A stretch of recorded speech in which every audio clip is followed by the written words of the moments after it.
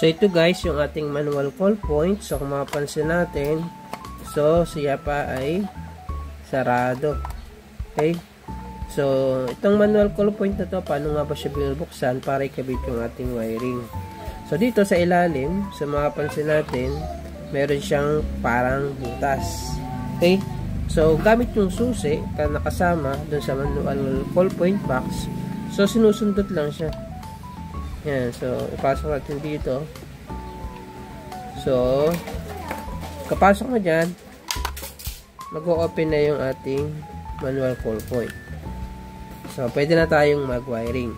So itong positive nito ay connected sa positive side ng ating conventional parallel control panel, at yung negative ay dun sa negative side niya. Okay? Tapos itong manual call point na to ay 24 volts VDC.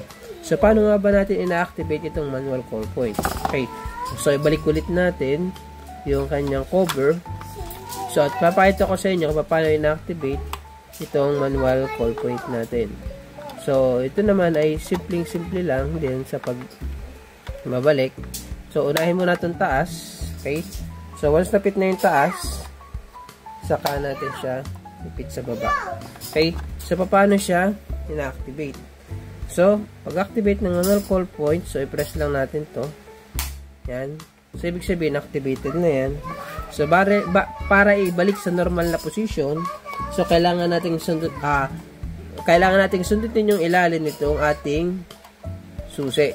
Okay?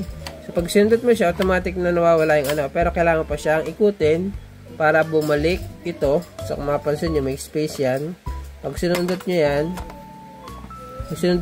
so babalik siya sa ayan, so iti-twist lang. Pagkasundot, twist, so babalik siya, so wala na siyang space ngayon. So simple lang, so press yan, so lalabas yan, so activated, so may space siya ngayon. Tapos ipasok itong susi, then twist. Okay, so ganun lang siya kasimple.